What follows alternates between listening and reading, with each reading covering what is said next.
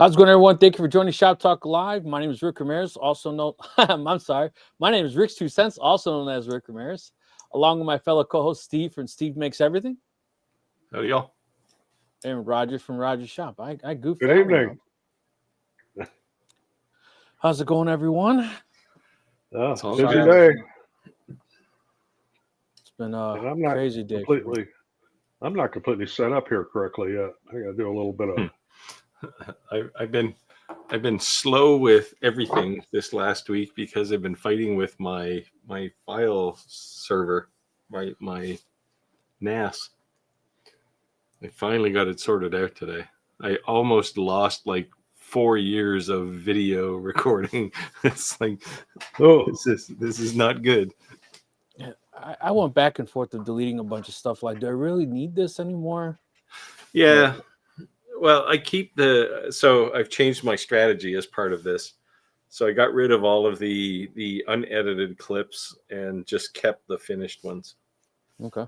And I went and I backed up the finished ones on a external drive.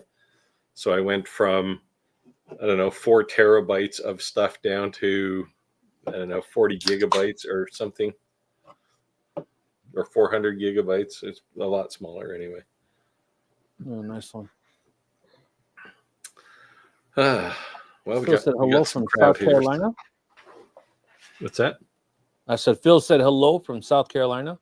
Oh, yeah, Waverly, Iowa. We're getting a bit of rain here. This area. Yeah. He's getting some of that too, I'm sure. We don't. Chris said good day from down under. Hey, Roger, did you see that company I sent you for the shirts? No. I sent you a company for shirts on Facebook. You should take a look. Oh, I've been so busy with everything. I haven't even looked at Facebook quite a while. I was actually gonna ask Chris if he went to see the snow in Australia when it happened there a couple of weeks ago. Because it's different. Australians probably don't get to see a lot of snow. I was just gonna say it snows in Australia. Well, it was some freak thing. They said people from all over the country were driving hours to see it.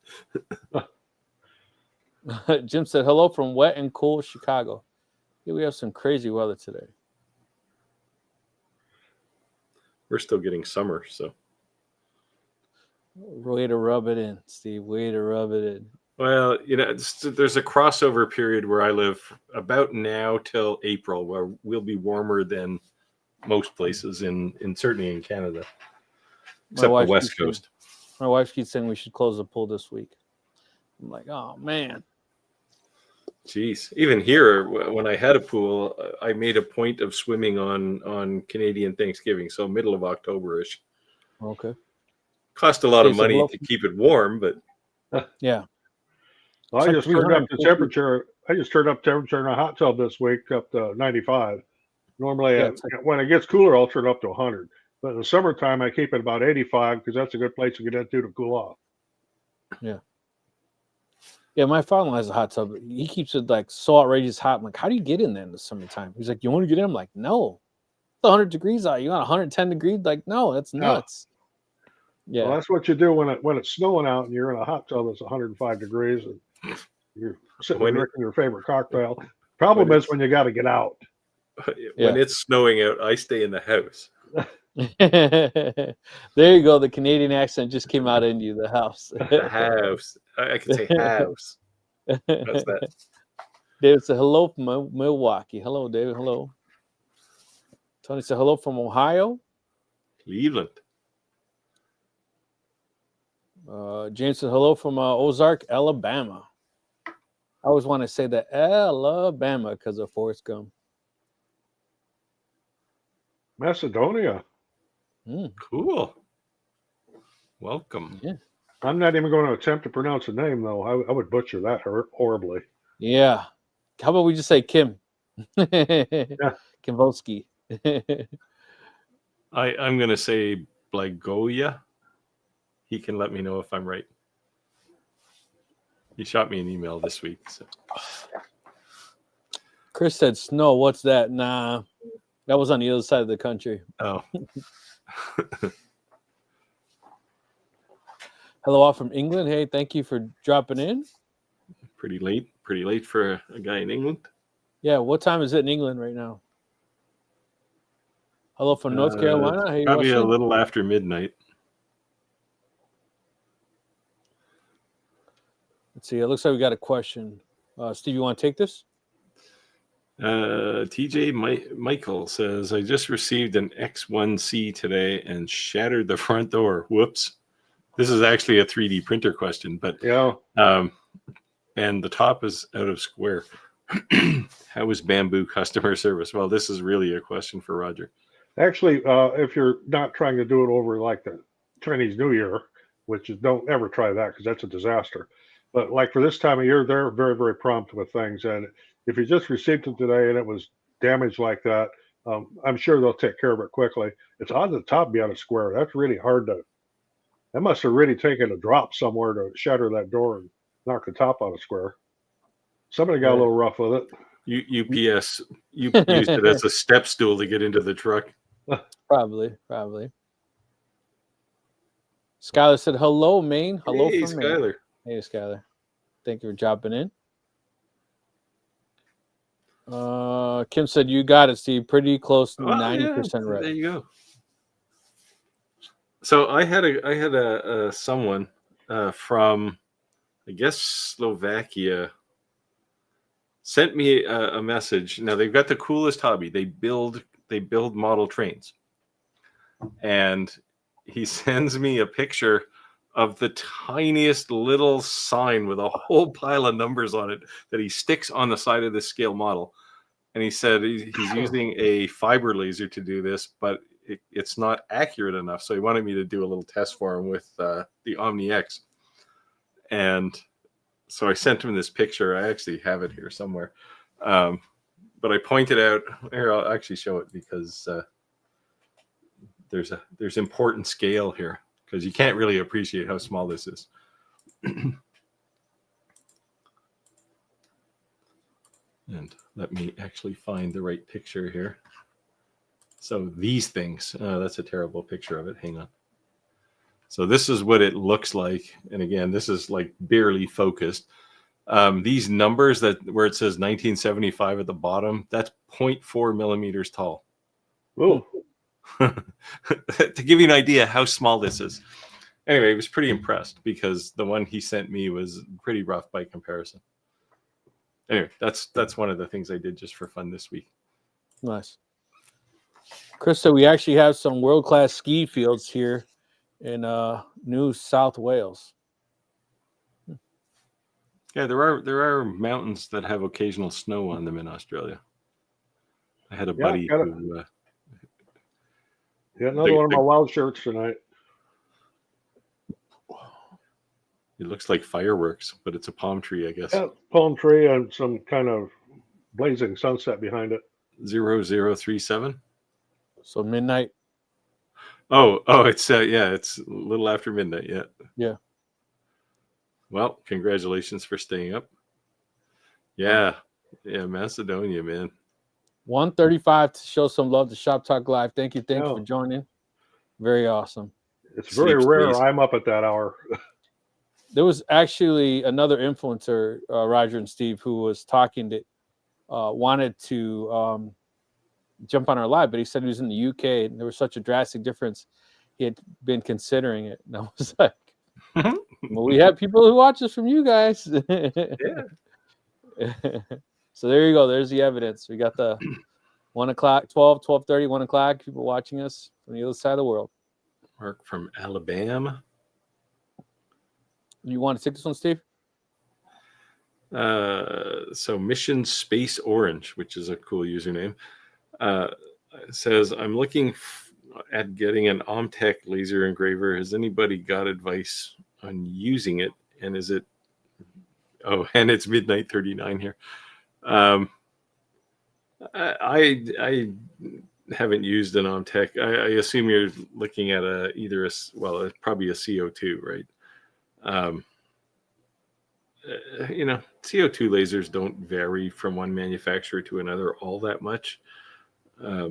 quality of parts, but Omtech uses reasonably good stuff. So yeah, I don't Only think thing that I would say is to keep in mind if you're bringing it into a doorway and not a garage bay, the size, make sure it fits in your house or place of business. Yeah, Omtech makes a bunch of desktop lasers though. Yeah, that's what I'm saying. Just that's Yeah. all I'm saying. If it's one in on general. top of a big cabinet on wheels, Yeah. you should probably measure all your doors before you buy it. That's all I'm saying, and that's for all CO2s. Wasn't that Acmer shot has a new X1 laser now of IR diode CNC, but it will hold a full 4x8 foot sheet of plywood. I do not have room for that. Yeah.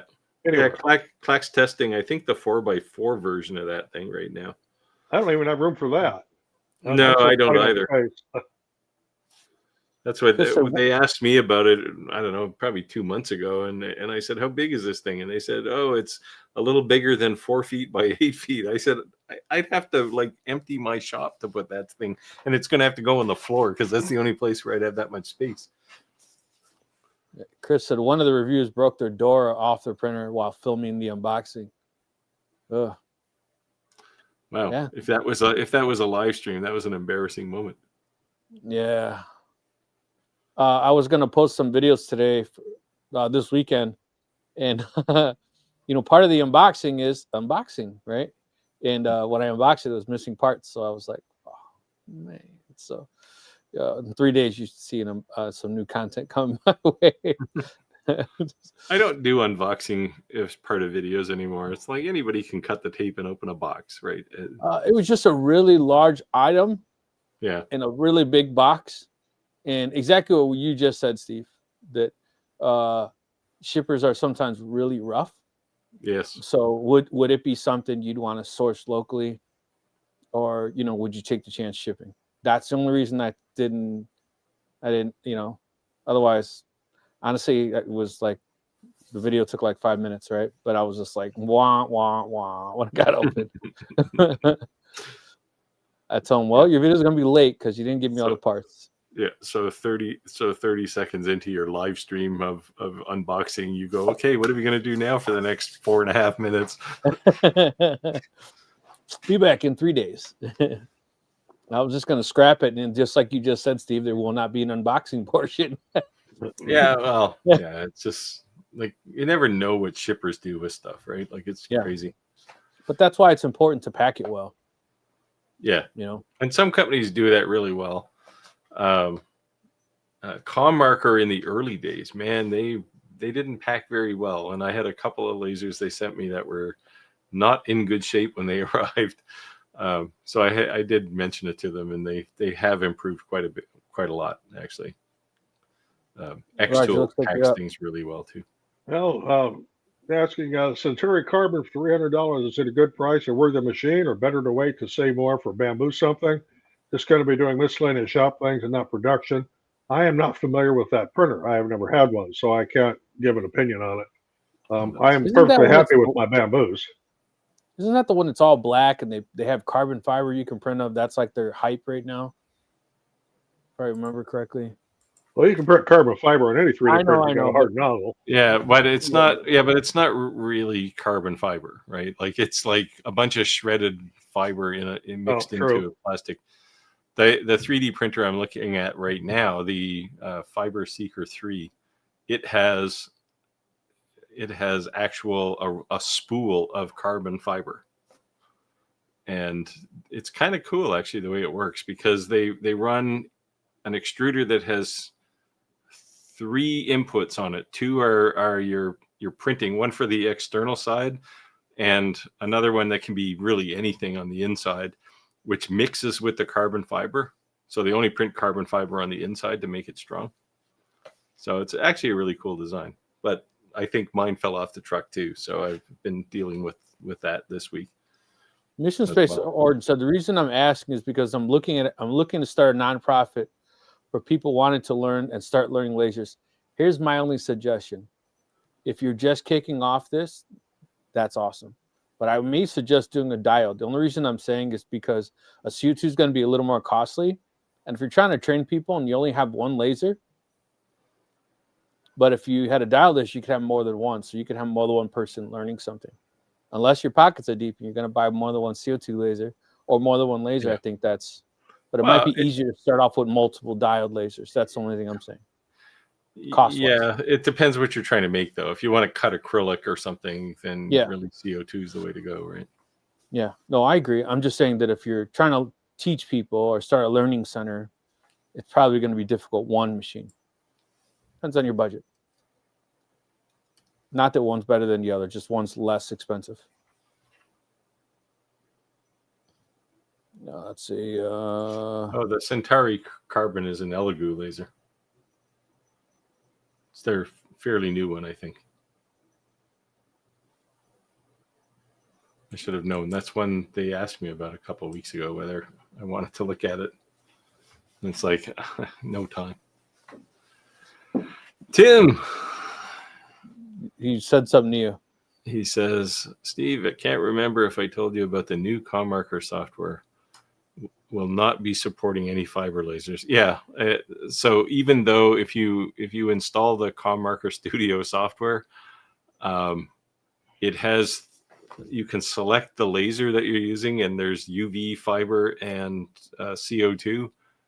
It doesn't support any of those other than the UV. So yeah, interesting. Which kind of suggests to me that they're basically rebranding some other software. Ray said, "Love to have an Omni X, but 5K have to sell a lot of products." Yeah, that's what I was saying about the learning center. Yeah, that's the challenge, right? And I'm sure that 5K, I think they buried the tariffs in there, because if you look at the M7 Pro, it's a lot cheaper, but I bet you're going to end up paying tariffs on top of the price. So I think one versus the other, I think it's going to be about the same price, but I think the tariffs are in there. Looks like you're up. Well, TJ's asking if the AMS Pro 2 is worth the extra price over the regular AMS. There again, I don't have an AMS Pro 2 yet. I may dabble with one down the line if I decide to buy another bamboo printer. Right now, I've got enough printers, so I'm not really in the market for any. But it would be something to definitely experiment with. If they would offer me one, I would certainly take it and review it. But Bamboo has not offered me anything.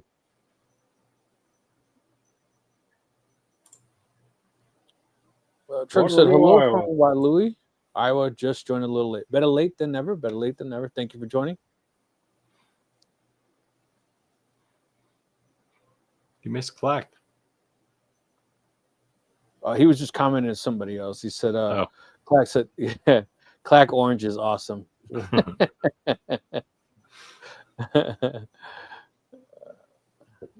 So Mission Space said, I'm on a budget myself. I'm starting with about 1,000 pounds. So I have no clue what that is compared to USD. Any idea? Figure it's probably pretty close to 1-to-1 nowadays.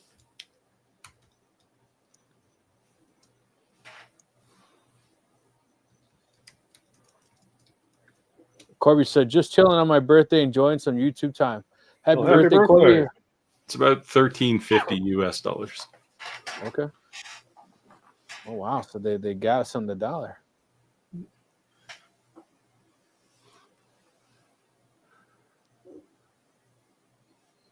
Roger, you want to address this? Does this make sense? It says not to use PLA, but if they're almost any 3D printer will print PLA.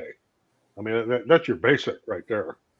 It's when you get into some of the other ones like ABS or something like that, where you're going to have a heated chamber and more capable hot end and a good heated bed, and et cetera. But any 3D printer should be able to print PLA. Skylar's asking if I'm testing the new X-Tool P3. Not initially. I had a heated conversation with X-Tool this past week about the leading edgeness of my channel as far as hardware goes. But probably I'll get one in the first production run. They were very, very tight. Like if you look on YouTube right now, there's like 4 people who've done reviews on them. So I have 2 lasers on the way. I have another 4x8, 4x4 CNC on the way. So Exciting news coming soon. Let's just say there's a very known company who was selling parts that now came out with their own CNC. Most of you know who that is. Well, I think that's the next wave, right? Everybody's going to have a CNC now too. Yeah, and that's cool. That's cool. Mission Space Origin says, another question, would it be wise to learn light burn? Yes. Yes. Yes. For now, anyway. Well, certainly if you're looking at an OMTech laser, really you're going to have to learn light burn. The good thing about learning light burn is it's pretty universal across all lasers. I'm not saying that like X-Tool and certain manufacturers don't have their own version, but it's going to be easy when you transition and adding a second and third and fourth and fifth laser to your collection to be able to jump between them. Yeah, I've cautioned some of my contacts at Lightburn to say, like, you guys got to get it together, because the reason all these like XCS and now Commarker Studio and Longer's got something, the reason they're doing this is because they've all got extended features that aren't supported in Lightburn. That's why these things are getting traction now, right? So like the Omni X, right? I'm not going to give up internal glass engraving to use Lightburn. It's just not going to happen. Central said, what is it? Centauri Carbon. Yeah. Cuts a few corners, but it did pretty good reviews. Yeah, it's probably not a bamboo type level of quality, but Elegoo makes decent stuff. Have I tried to market my SF? I don't know what SF is. No, I was trying to think of something like a wise ass, but I couldn't come up with it before you finished the comment. I was like, ran out of time. It was the little monkey in my brain going, ding, ding, ding, ding. I can figure something there too, but it's not family oriented. So I can only think of San Francisco. Sorry for the questions. This is a place to ask them. This is why you're here. Yeah. So just so everyone's aware that we have some new people and some old some people. This is a non-scripted. This is a non-scripted video, live questions and answers for CNCs, 3D printers, lasers, all the above. And the reason it's non-scripted is because we don't know what sometimes we come with a topic that we want to bring up or discuss, but for the most part, you guys are really what leads the live. I mean, it's so don't ever think you're like sidebar in the video by asking something way off topic or going down a rabbit hole, because that's exactly what this is for. So if you have any questions, let us know.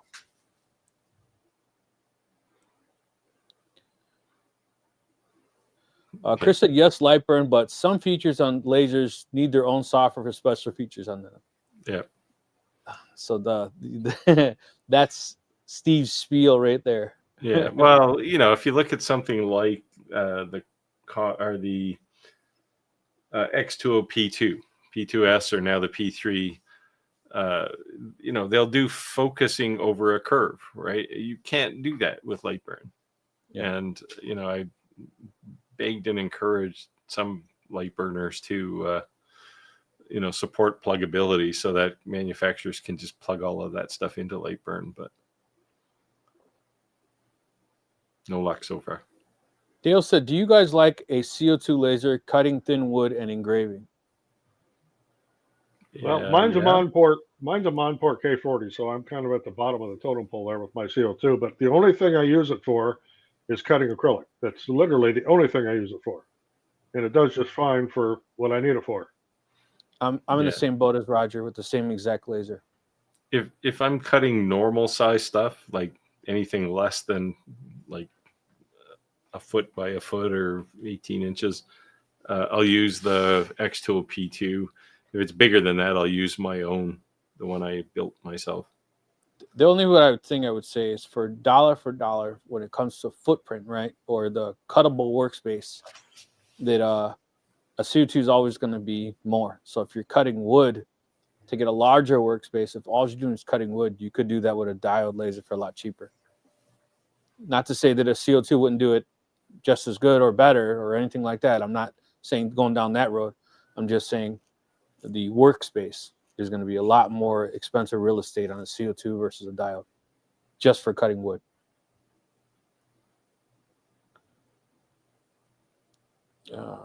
Dale said, what other materials are you planning to use? Yeah, so that's a valid point. You know, yeah. If you're, you know, exactly like I just said, you know, if you're only using it for wood, it's maybe not your best, you know, best bang for your buck, so to speak.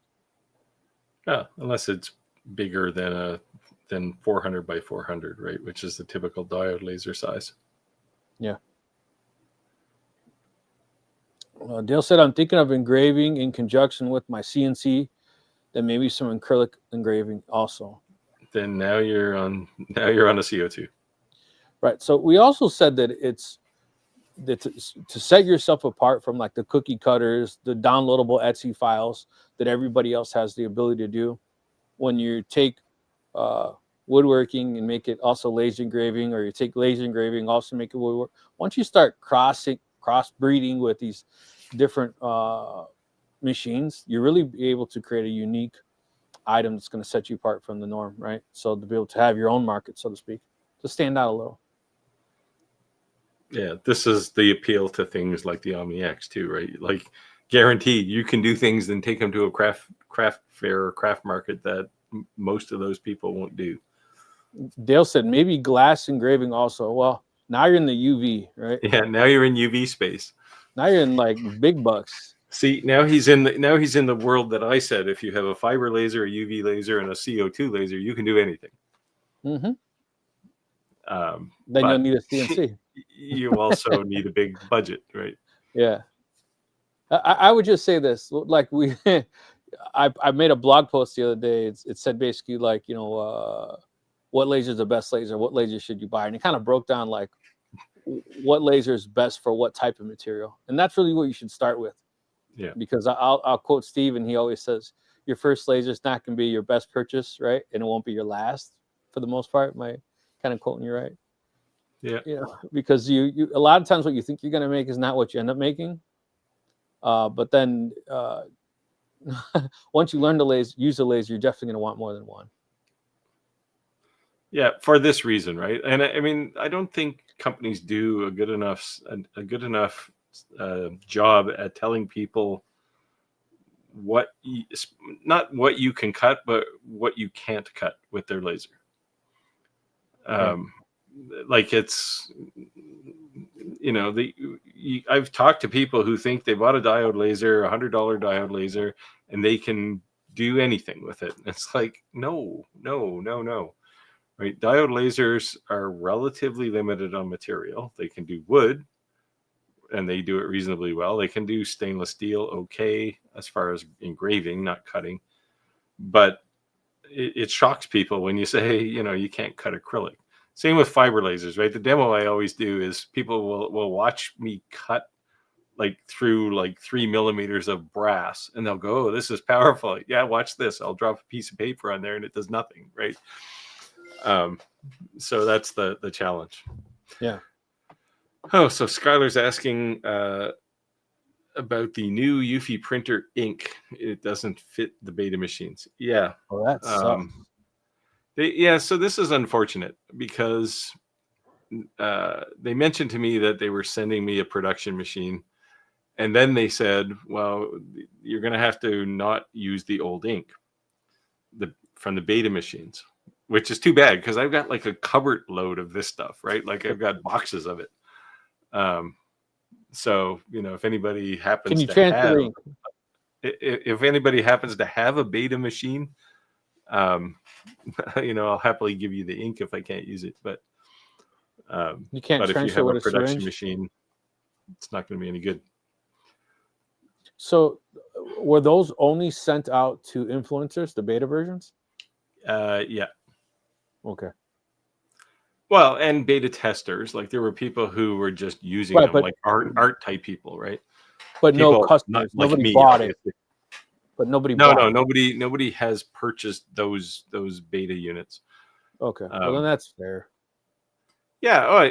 Sure. Like it's not like they screwed somebody over, right? They did this for a reason, which was they had they realized during the beta cycle there was some challenge with the flow of the ink out of the existing cartridges, so they improved it or something. Like it's not like they just thought, oh, let's do something different. And part of being an influencer is being truthful and honest when you find issues, right? Because you are a beta tester. So if there's room for improvement, a legit manufacturer, a carrying manufacturer would want to make those improvements. So that's a good thing.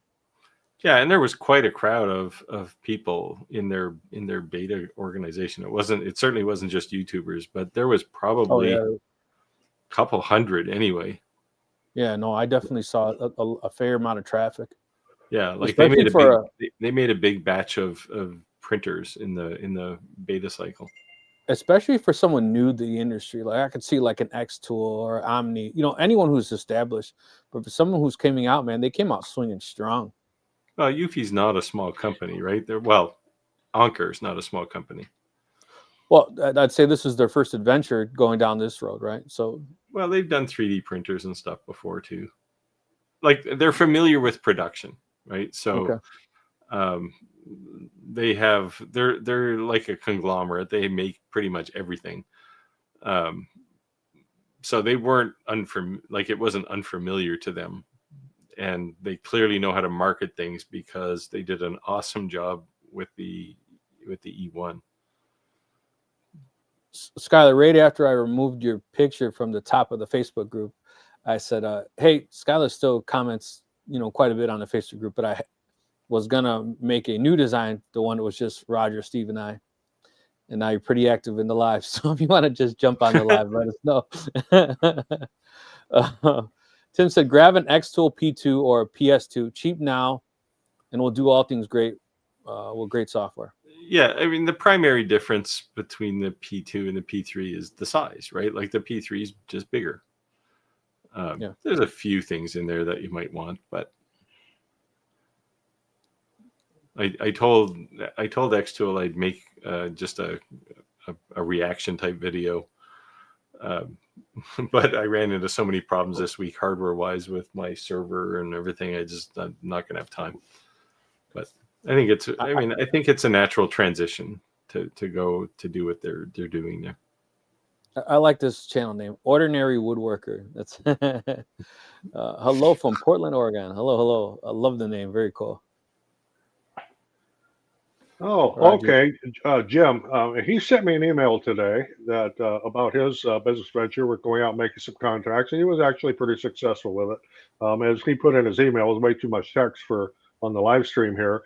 But as I had mentioned before, you need to go to the bars and the places, and as he found out, the higher end bars are going to be more interested in these what I call the stolen from coasters, and the same thing with the round tullets for when it's more or less a drink token that people like to keep as a memento, and may not use it to get their drink. The stolen coasters, when it says stolen from them, so many people get a kick out of it.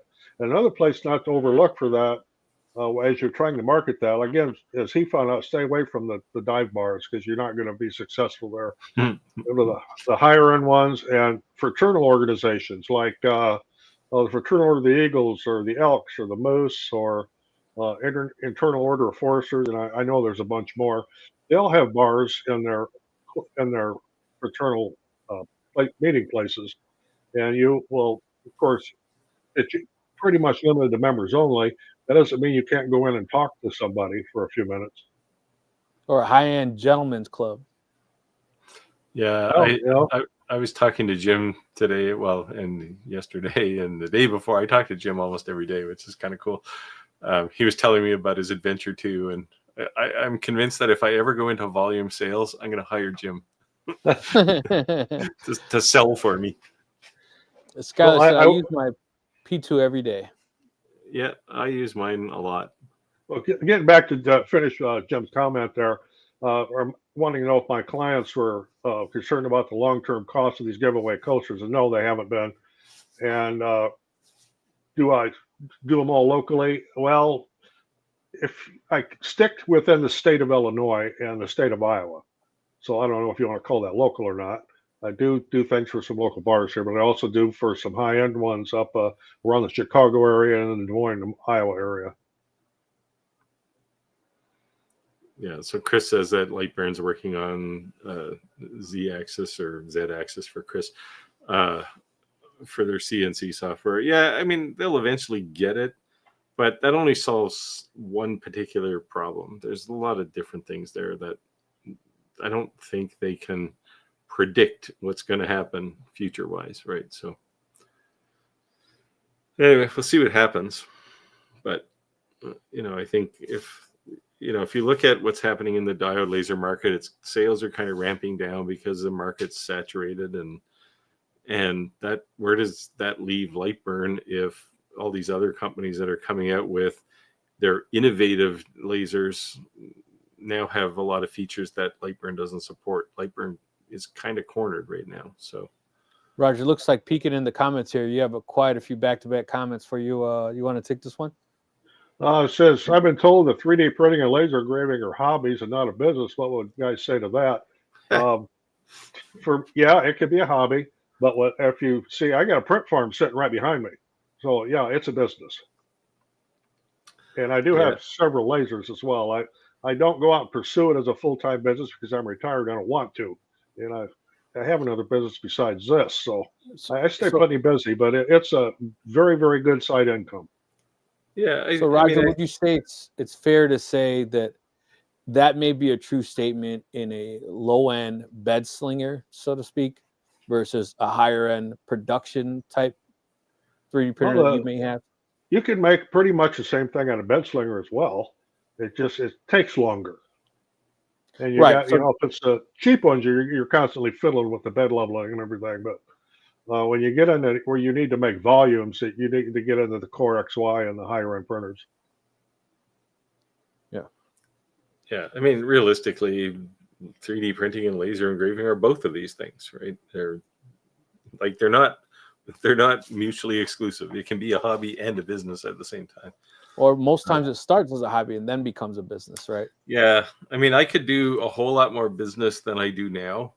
I do more than enough, but I don't really, I'm like Roger, I'm kind of retired and I don't really want to make it a job. Like I'd hate to have to wake up in the morning and feel like I have a job to do. Now, TJ's asking here if Bamboo customer service correspondence be only email or will a real person be in contact? I did mine with email. So I had a printer that came that didn't work. It was damaged from, I don't know, whatever. It got damaged, but it didn't work. And one thing you need to do when you do your initial email is make sure you have your purchase date, where you bought it. Now, if you bought it from directly from Bamboo, have the invoice number and the purchase number and have the serial number and everything off of your printer because they're going to ask you for it. So you might as well have it in the initial email. And if you can put pictures in with it, that's all the better. But wait 3 days to get a response to say, what's the serial number? Yeah. See, my problem was I was trying to do it during the Chinese New Year.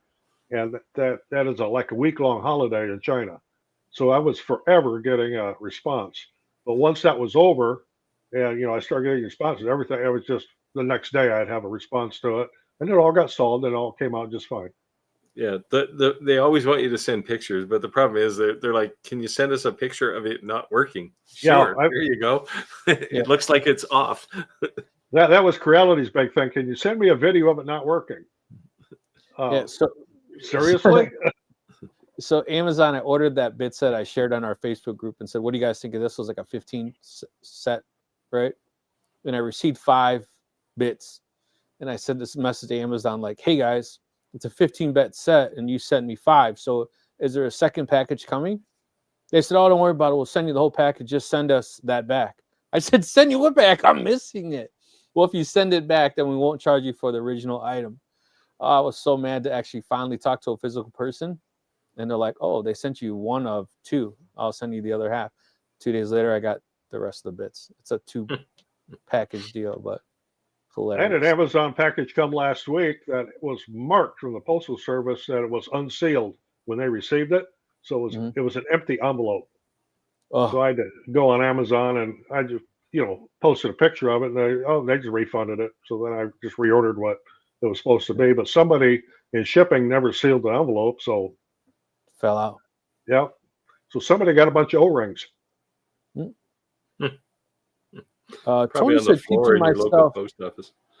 Tony said teaching myself some SMC. What is this? Pneumatic. Pneumatic CAD and automate for my CO2. Nice. That's the beauty of YouTube. You can learn anything, right? Yeah, it's become the great teacher for sure. Cincenzo said, I've engraved glass with my diode in black paint.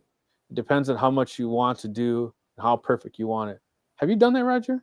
Yes, I have. I'm not real pleased with the results of it.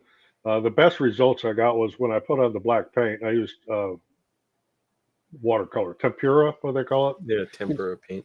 And you almost have to airbrush it on, because if you try to brush it on with I don't care what you're doing, the brush strokes will be on there, and it's going to look like hell after you do your engrave.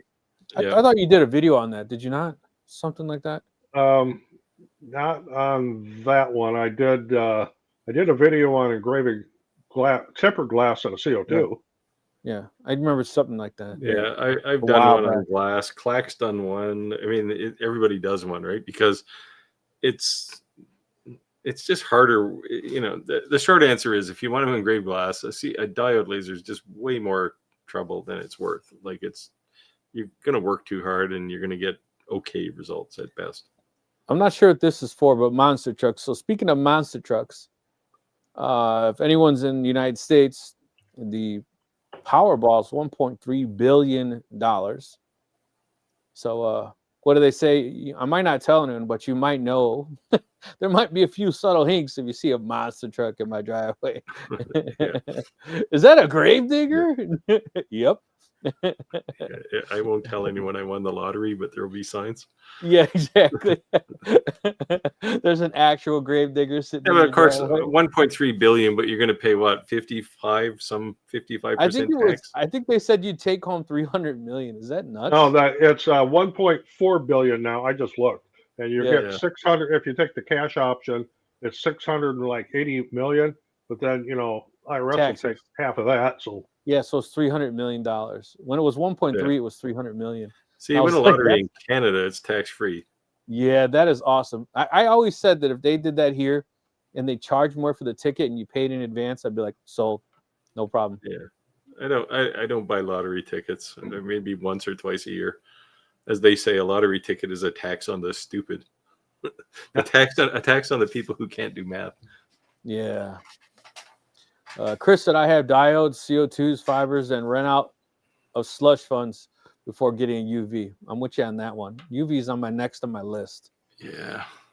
Make sure you get one of these ones that you can print internal glass. Yeah. The UV 3D, a 3D UV, however you want to say it. And there's now at least 4 of these things out there. So the Mr. Carve guys say that they're first, but they were first in Kickstarter.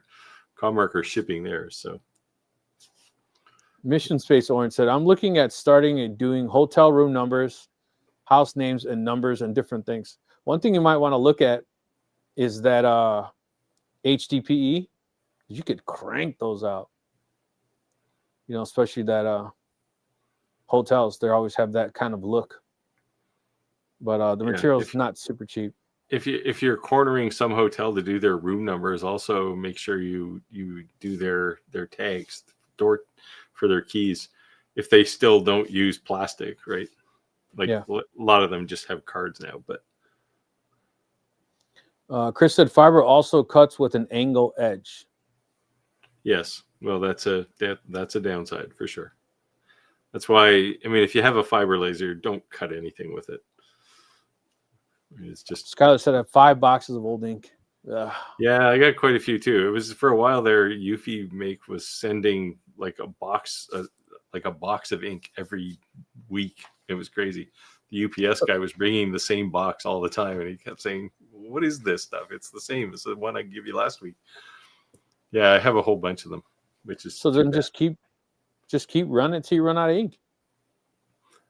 Well, so or are there any problems with the beta that you'd want to use a new one? Well, the betas.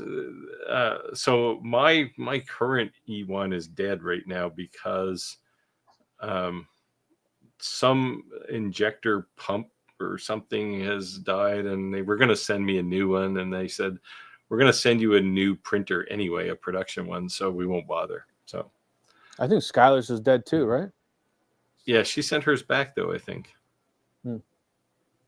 Yeah, So my production machine I think ships is this week. getting here tomorrow or Friday or early next week. Yeah. Which hopefully Tim's gets his before I do, because otherwise he'll feel annoyed. I saw someone in the group post saying they got their first their Oofy from the Kickstarter. Yeah.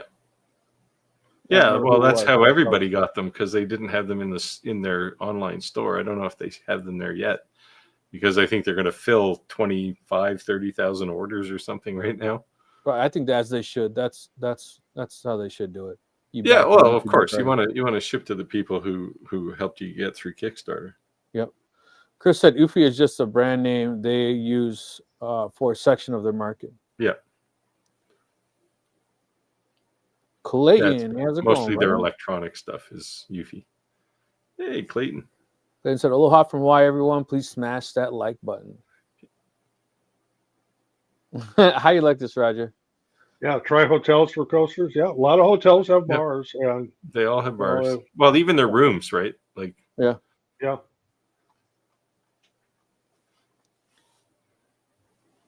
Let's see here.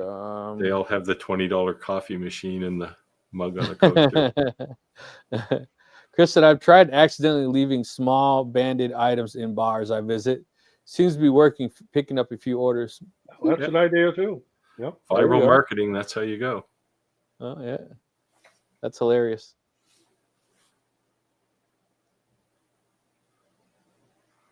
Want to take this, Steve? Yeah, well, yeah. So Chris is saying Lightburn can't keep up with all the new features being released, unfortunately.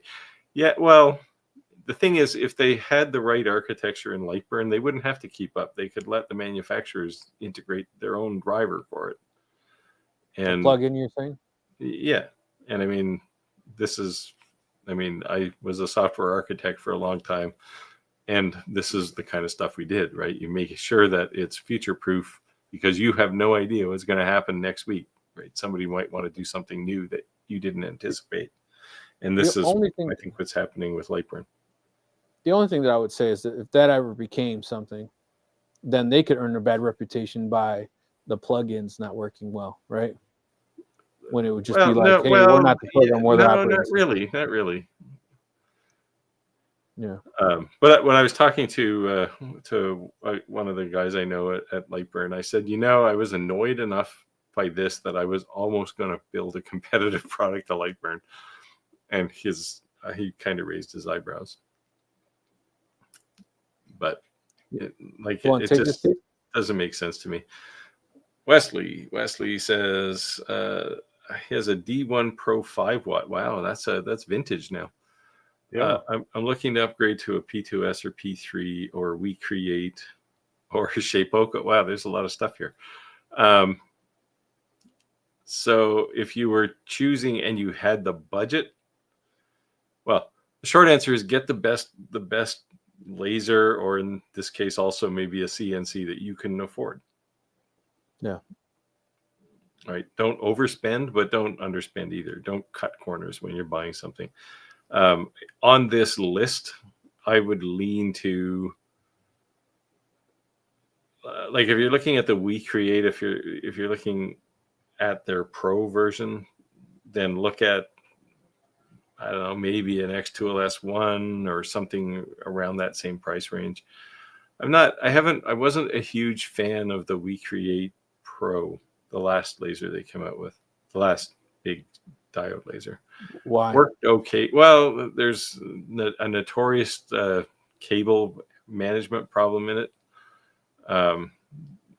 that everybody ends up fixing it. I had mine. I don't know if Skylar has one too, but I had mine eat the cable after not a lot of use, but about 2 weeks after I'd done my video, it decided to eat the cable that the head attaches to.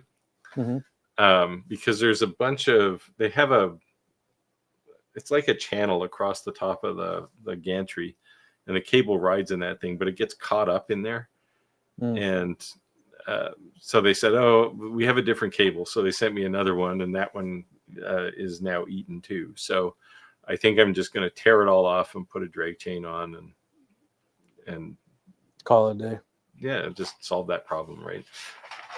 Other than that, the laser itself is great, but there was that notorious problem, and everybody complains about it. Well, Jim's asking how I market outside the Quad Cities, and if somebody doesn't know what Quad Cities is, that's a metropolitan area where our town is located, Iowa-Illinois border. Facebook Marketplace, website, Etsy. It is literally word of mouth, or if I happen to be someplace and, on a trip or something, and I see something that might be a potential, I'll go in and just cold and ask. And if they say no, fine. If they say, yeah, that's kind of cool, well, then I have a card I give them, and I can explain, more what I could do for them, and that's how the things develop. But no, I don't go on Marketplace or Etsy or a website for this type of thing. But Roger, you also said that you've gained thick skin over the years, right? You got to get used to saying no. Yeah. Not everyone's going to say yes. Yep. Right. I learned that when I was a teenager, because guys used to get, how can you ask all these girls out when they say no? I said, because somebody's going to say yes. It just never bothered me. I get turned on. I don't care. The next one will say yes. The Bamboo H2S. What do I think about it? I do not have one. If you were going to use it just for the 3D printing, I think that'd be a good idea. But I can't see using that for everything that they have designed it for, because I think it would be a maintenance mess. Yeah, this is the one with the laser built into it, right? Yeah. I mean, lasers are dirty, right? Like there's dust everywhere and smoke and ash, and like then you're going to 3D print something. I don't know. It just doesn't seem right to me. Yeah. Skylar said, Rick, how's the CNC going? What's your first project on? I'd say it's union related. I may have to give you a complimentary members on my channel, so I can, when I drop the members only, because I'm gonna drop like a series, so I'm just gearing up. Ep82 said, Mark, hello, what did I miss? Everything. We were just making plans of our $1.3 billion. That's all. Yeah. If all of a sudden we're reviewing a little different, it's like yachts and cigar boats, what might have happened. See if you win 1.3 billion, even if you only get 300 million out, I only need like $1,000 US, right? So I watched this thing today. They were doing house for house in Canada versus Texas, and I don't know why Texas. And I almost tagged you in the post because it was like $1.2 million in Texas. To me, it looked like a decent house, but it was normal, right? Yeah. Like a normal size house. And $1.2 million in Texas, which is probably all Mexican labor, was like this mansion, right? It was yeah. Houses are cheap in Texas for some reason. Yeah. Houses are very expensive here, actually. Yeah. Not so much where I live, although the prices have doubled since I bought this house. But there are places where like a 900 square foot bungalow would be, $1 million, like Toronto, for example. Yeah. But the condo markets are collapsing here now. No one wants condominiums anymore. Chris said he's lucky he's in the same time zone as major manufacturers in China. Yeah. That is definitely an advantage. That's one perk.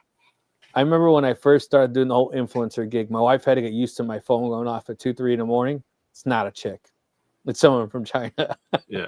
Of course, the downside for Chris is every snake and spider is trying to kill him there, right? Yeah, right.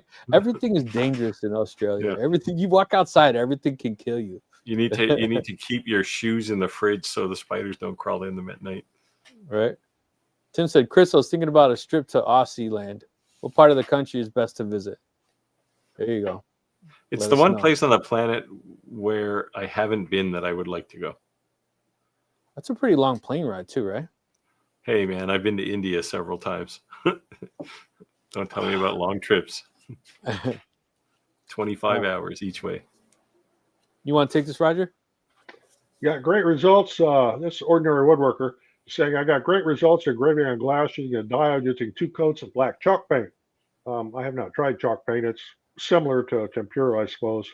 But brush marks are almost non-existent. Well, you may have a much steadier hand than I do, because I prefer using an airbrush. I've tried foam brushes too, and I just can't seem to get a consistent coat. The same thing when I coat my ceramic tiles with titanium dioxide. I use an airbrush. I don't try to brush it on. And just so everyone's aware, because I know we have some new viewers, the reason we read these comments, because if you're live in the YouTube feed, you're like, I can see them. There's a lot of people who watch the podcast who are not actually watching it. They're just listening in their ear. So we read them out loud so that people can hear the comments as well. Clack is notorious for that. He's listening to it live, but he's actually working at the same exact time, and then we'll chime in, or someone will chime in when a comment makes them want to say something. Clayton says he needs the lottery in Hawaii. It's like, you live in Hawaii, man. How much better can you get? Yeah. If you win the lottery in Hawaii, you get to go to heaven. How's that work out? Like, when you're hungry, you can go into the forest and pick food. Yeah. Don't sneak into a pineapple grove, though. You'll get shot. All right, Steve, you want to take this? Is it worth getting UV? Well, I would say yes, but there's a lot of kind of follow-up questions that have to be had here. If you don't want to cut things other than glass, you can actually cut glass with a UV laser. If you don't want to cut things and you just want to be able to engrave almost anything, then yeah, UV's good. Keep in mind, though, UV lasers are galvo lasers, which means you have all the same issues that every other galvo laser has. Everything you do is at an angle because the beam doesn't come straight down very often. So you just, you have to be aware. As long as I don't have a UV laser yet. I have one coming soon.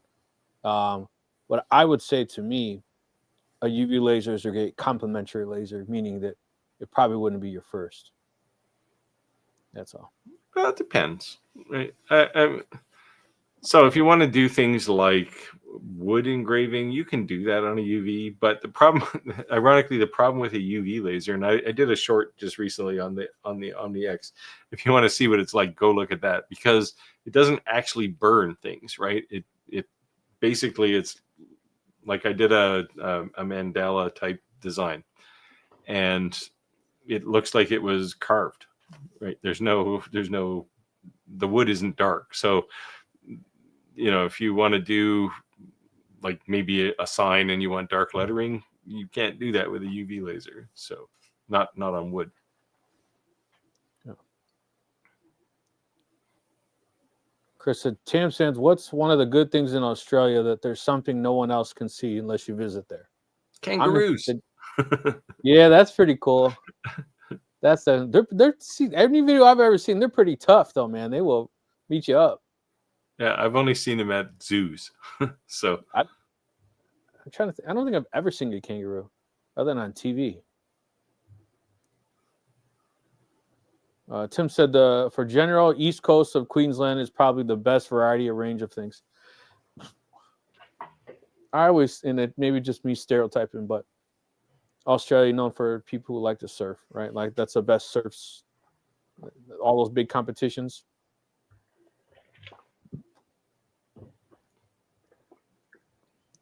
Tim said Ufi shipping to US first, happening now. Canada's next, and then another 3 weeks for me.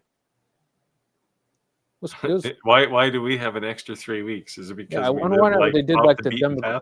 Yeah, what was the demographic thing? It should have just been by, in my opinion, by an order of purchasing.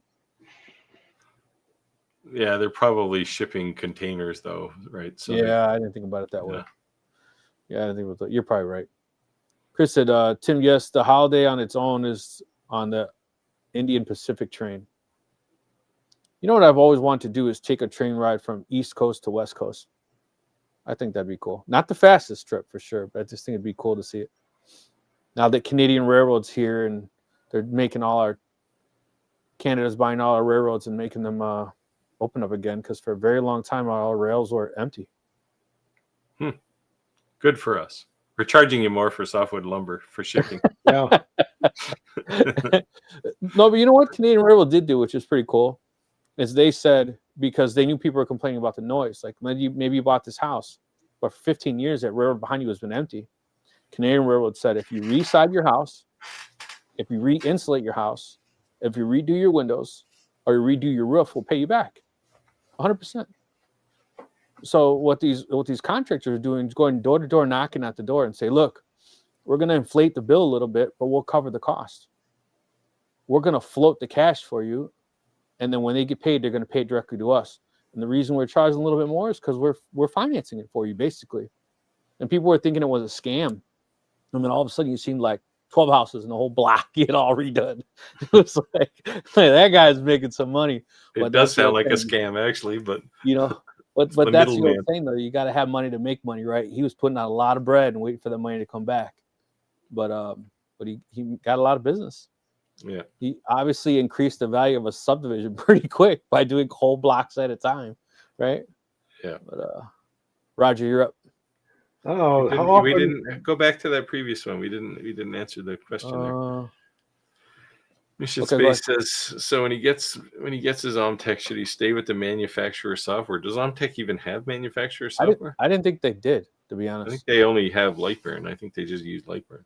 Or, well, they might use, what's the other one? Laser Gerbil. Everybody has that. Oh, yeah, that free version. But no one actually uses Nobody uses it. It comes free and nobody uses it. And Lightbird's dirt cheap. Just buy it. Yeah. Right, okay, Roger, so TJ's asking, how often do I use a 0.6 or 0.8 hot end? It's going to use for my 6-inch duct splitter, so not worried about detail. I have used a 0.6 before, but for the most part, I stick with 0.4. Just because I do everything, I want a decent finish on it.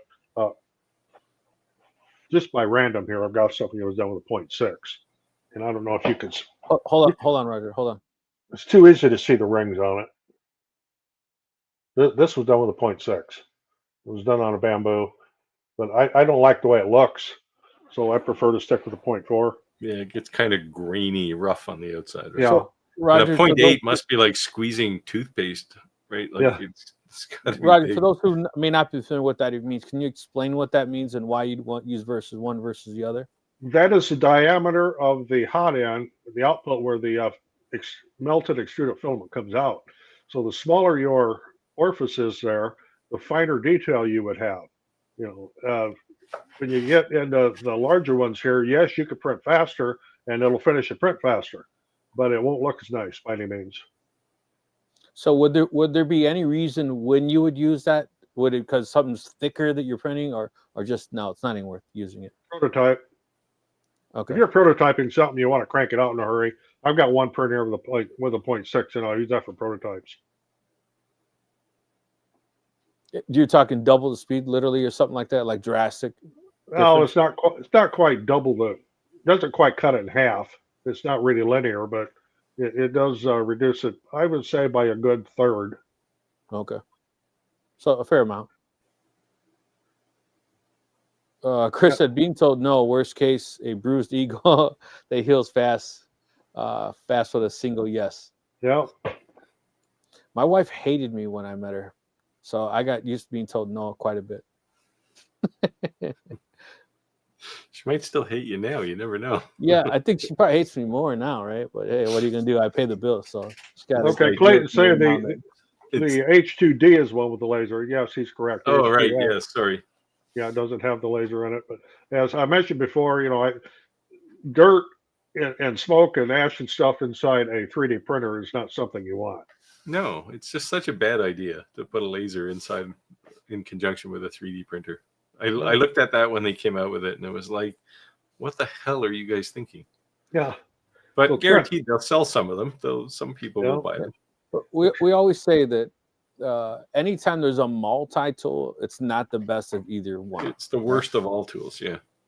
Yeah, and to me, that's in general. I mean, I don't care what it is. It could be a weed whacker.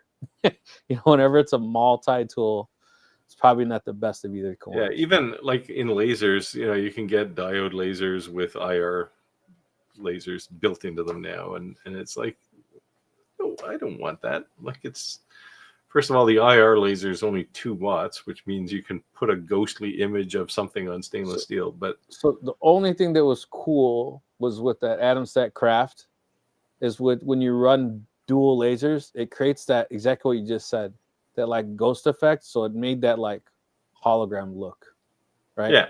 Yeah. So it creates like this weird effect. So like when I did those crosses, when I did these things, the first thing people do is they touch it because they expect it to be a deep engraving. And when it's not, they're like, how the heck does it look like that? It's because it's running those 2 lasers at the same time. Roger, Trent says, small world. I'm from a little town about 60 miles from the Quad Cities. Well, if you don't mind saying which town it is, post it up there. I'm probably familiar with it. Probably been drunk there a few times, right? Yeah, that could be. Especially if it happened to be like Gulfport, Illinois. So there's Skylar. She changed the cable twice in her WeCreate. Yeah, that sucks. Yeah. Anyway, I got drag chain ordered for mine, so. I've been thinking of doing the same thing on mine as putting drag chain in there. Did yours eat the cable too? Not yet, but I keep a very, very close eye on it. If the problem is you can't, even if you were watching it, you can't really do anything because you can't put your fingers in there or you'll get them snipped off. Well, yeah, but I have seen it catch before. Yeah. Yeah, well, that's what happens, right? It catches the braid and then it just screws everything up. So Clayton said Bamboo has a new line of 3D printers. Have you seen these, Roger? They're H2D, H2S, H2C. I've seen them online. I've been seeing more and more of these XL 3D printers, like insane. The only time I remember when we first started this live, we have I can't say the name of the company I work for, but I work for the power company, or a power company, I would say. But we have a room that's called the Think Lab, and it's like a bunch of people who are really intelligent who work for the company to come up and invent things. It's like a Willy Wonka's room, right? They're like the sounds thinkers. like a maker's room. Why don't you work in there? Exactly. They make crazy gadgets. They got all kinds of stuff. But one of the things they have is they have this XL 3D printer. That's the only time I've ever seen one like that. But I can only imagine how much that thing costs. But I'm starting to see them now being marketed more and more. When I say XL, I mean like it's, I don't know, 4 feet by, it's big. Like you can sit inside of it type big, There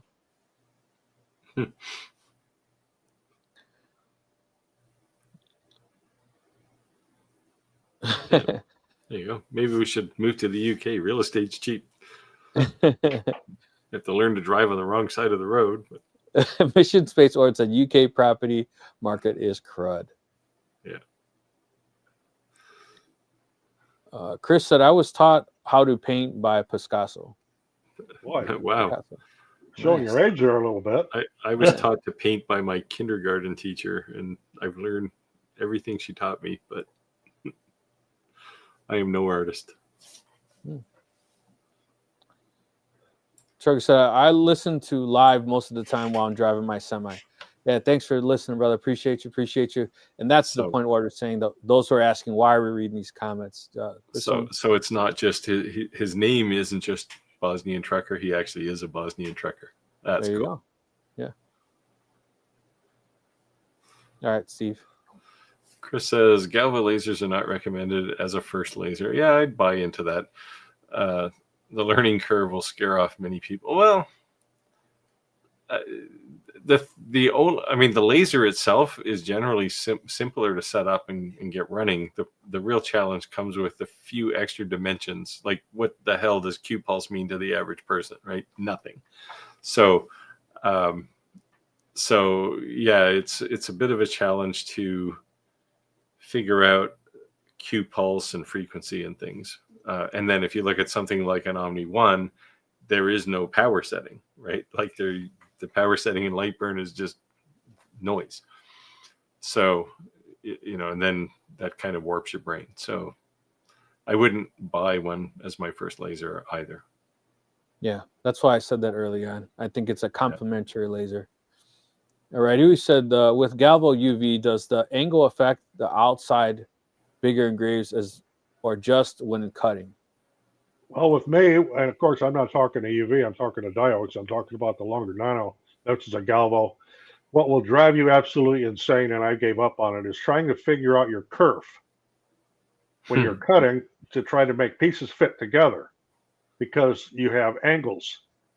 Yeah, the kerf on a piece you cut in the center is going to be different than the kerf you cut on something on the outside. Yeah. Now the nanos, those lasers are a bit different, right? Because the laser head is so close to the material. But if you look at something like I don't know, a Com Marker B6 or Titan 1, the laser is a foot and a half away from, well, a foot anyway, away from the material. So the angles aren't quite as pronounced, but it's still there. It's just, yeah. I mean, in general, it's not something you want to do with a Galvo laser. You don't want to cut things. Oh, they're great for engraving, though. If there's that, like that nano, I use that for engraving all the time. It's great for that. Like a Titan 1, my Titan 1, if I cut something, it would be like the thickness of a metal business card or something, right up to maybe, I'm cutting a bunch of brass right now, and it's all, I don't know, 1.5 millimeter. So you're getting to the point where you can see that angle, but it's not too bad because the laser's quite far away. So what are you cutting? Dog tags? I'm making a trophy. So it's got about 3 places for 8 years of brass. So on that cut, Steve, how does the edge feel? Does it feel like a knife? Is it sharp, or is it blunt? Like how's that cut feel? No, it's more like it was cut with a really precise hacksaw. So it feels punched? Well, there's actually a ridge up, right? Like, when you're cutting with a saw, you'll get a little bit of overflow. The kerf kind of rolls up. It's kind of like that. Okay. It's not nearly as pronounced as it would be with a hacksaw, but you do have a bit of a ridge on the edge. So, I mean, I have to polish them all anyway, so it's not a big deal. I just run some 800 grit over them and go up to, I don't know, probably 7,000-8,000 of sanding. Okay. Just to polish them up. But it's so 1.5 millimeters is, you'd have to look really hard to see the angle. But I'm sure it's there. But it's not like you're cutting at such a sharp angle that the piece coming off is like a knife, right? Right. It's not like that. It's not that pronounced. No. Chris said surfing is because we have over 11,000 beaches to pick from. That's a little insane. I didn't know all that. But I guess you're completely surrounded by water. Well, they also have one of the highest surfs in the world too, right? Yeah. Rick Redder said, "Isn't that just one beach all the way around?" That's pretty much what I just said. Kind of funny. They just said we have 11,000. You're an island. Every 15 feet, they gave it a different name. We have a lot of beaches where I live, but half of them are just rocks. Radu said, pretty much, I think there's only 1.3 of the coast, not a beach. That's crazy. Mission Space Orange said, thanks for the advice, guys. Of course, let us know if you have any questions. And if you're not already a member, you guys are in this live, make sure to join our Facebook group. If you go to shoptalklive.club, it's just an auto forward for our Facebook group, so we don't have this big, long chain for Facebook. Just auto forwards you to it. Keep in mind, this Facebook group is Shop Talk's live group, and I say that repeatedly because it's not my Facebook group. It's not Steve's. It's not Roger's. And the reason I'm saying that is because if you're a YouTuber, a maker, whatever, don't feel like you're stepping on any of our toes by posting any of your work. We encourage you to do so. It's awesome to see everyone's work. Yeah. Yeah, you're not competing with me for sure. Probably Roger either, because that would be a job if you were competing with me. But yeah, it's always good to see what other people are up to too. Yeah.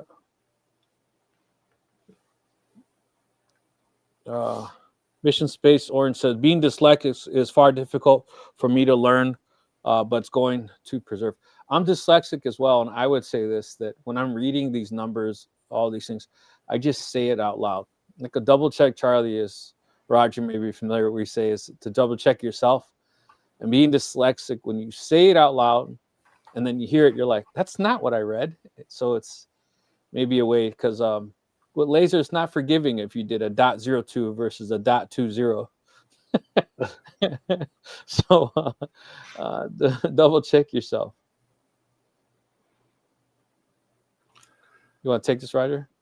Yeah, so Chris says lasers and a 3D printers for people who iron their clothes while wearing them. Actually, my wife bought an iron here a while back, and there's a big warning on it not to iron your clothes while you're wearing them. And I'm thinking that warning had to be there because somebody was dumb enough to. Somebody did it. Yeah. Yeah. Someone did it. It's I forget that comedian's name. He always says, "Here's your sign." Oh, yeah.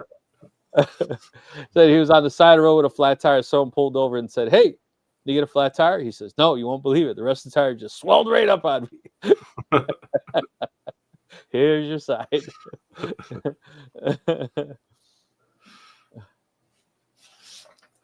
ABT Market said, I was actually thinking about getting the 4-in-11. I'm sorry, 4-in-1. I think the X tool, but I'm not sure. LOL. 4-in-1. I think no, that's probably a snap maker. I think he's being sarcastic. That's why I say LOL. And if you lived close to me, you could have a snap maker because it's just taking up space in my loft. You know what? I saw someone post on, I think, our Facebook group, and I was surprised I didn't realize it. The Onefinity, that tool changer, is only $600. I thought it was a lot more. No, it's cheap, right? Because it's the rapid change one. I don't know why I didn't buy it. I was like, what? I thought it was like $1,000 or something for some reason. No, yeah, so there's really now two kinds of tool changers, right? There's that kind, which literally you put a collet and a nut with the tool bit in it, in the tool changer, and it just comes down, and if it's changing bits, it'll go back to where it has the slot for the current bit, and it'll unscrew it and drop it in there, and then it'll go to the new one and screw it on. Like I said, it makes a bit of noise. It's a bit unnerving, but it works. So there's that type, but the traditional type had vacuum hoses and all kinds of stuff in it, right? Yeah, I know about all that. Yeah, and there's no way you can make that thing for less than $1,500, $2,000.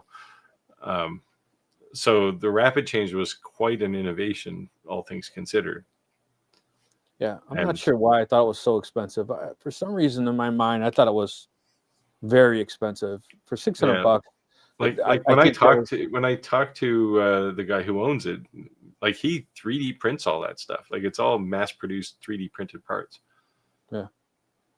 I just think that for $600, how deep you're in, that's nothing. Yeah, it's probably less than the tax, right? Yeah, it's certainly less than the tariffs.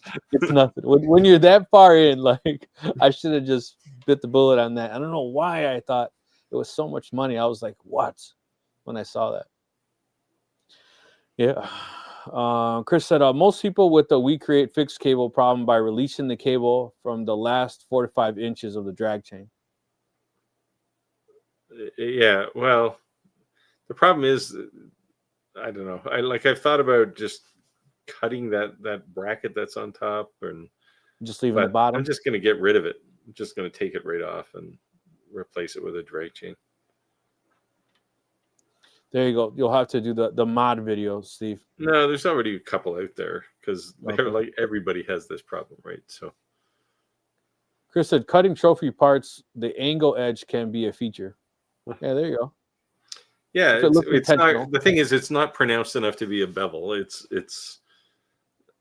I mean, I end up running them through. I stack all of these things up into a pile and hold them together and just grind them all smooth anyway. So, all right, up, Steve. So Radu says, okay, back to the question: is there distortion when you get to the very outer edges of the engrave on a galvo laser. Depends on the laser. Some are certainly better than others. The B6 that I have is okay. The Titan 1 is awesome. It will cut right out to the edge. Although I do need to calibrate mine because it's got a little bit of a bulge on the outside. It's not as bad, but if you're looking at like a 20 watt fiber laser or even a 30, they'll be pretty ghostly out in the corners. Dewey said dyslexias unite. No, dyslexics untie. Funny story is that at my work, everyone, these large corporations, they have these DEI groups, and I'm president of the Latinx chapter, and I was invited to a disability chapters meeting, and they walked up to me and they said that I have a hidden disability, and I kind of was like thrown off, like a hidden disability. And I wasn't trying to be disrespectful because there's people in wheelchairs, like legit disabled in there. And so I just let it go. And later someone said to me, yeah, because you're dyslexia. I never thought of dyslexia as a hidden disability, but I guess it is. I'd say it is. Yeah. Radui said, I haven't noticed because I don't cut enough with the fiber. I do that with diode and CO2. Yeah.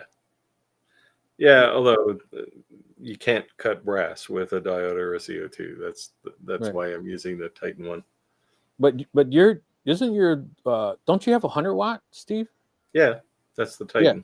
So you can cut any damn thing with that. Pretty much, yeah. Up to like in brass, you could probably grunt your way through 4 millimeter thick brass. Because I know with 60 watt, it's going to take a while, but I can cut through 3/4 inch steel. Yeah. The power doesn't matter so much, right? What the power does is cuts the amount of time it takes you to do something. But the 60 watt can cut through, thick things too, right? It's just it's going to take you longer. That's all. Yeah. Mission Space Orange said, "Night all. I'm going to be listening. It's nearly 2 a.m. Thank you for joining. Appreciate it. Thanks for coming out. Thank you. Appreciate it." Chris said, but was it flat on the bottom? Was what flat on the bottom? I think it's saying like, does it have a rounded out when you cut it out, but then flat on the opposite side? I don't understand. Like, is there a bevel on the cut part, but on the opposite side, is it just flat, like a bell-shaped cut? I never really looked that close. Like I said, it's barely noticeable, right? I know it's there just because I can do math. It's not so pronounced. Yeah, but it's not like I said, it's not like a knife, right? Where you've got this sharp edge. Right. There you go. There you go. Yeah, so Tim keeps reminding me that if I ever want to get rid of anything, to let him know. There you go. We're good friends to have. Tim says that I have another device to get rid of. Yeah, who wants 100 watt fiber laser? Nobody wants that. Just give that. Yeah, it's too powerful. Chris said, X tool 4-in-1 is the M1. Oh yeah, I don't know. I like X tool, but I don't think that was one of their finest products. For the same reason, actually, that we're talking about with a CO2 or a 3D printer with a laser in it. There's just, again, lasers are dirty, and then the next thing you're going to lay down there is a piece of cloth to cut it or something, right? And it's going to get all just covered in grime. So I don't know. It's just not the right thing to do. I get it. Chris said, fiber lasers engravings at the edge is probably only noticeable under a microscope. Yeah, again, if you have like a 300 millimeter lens in there and you're cutting out in the corners, you'll probably see an angle. But I mean, keep in mind the thickness also comes into play, right? If it's 6 millimeters thick, you're going to see an angle for sure. Right. But I'm only cutting 1.5, So it's not, or I think it's 1.5 millimeter. You're only what? You're not going to see it.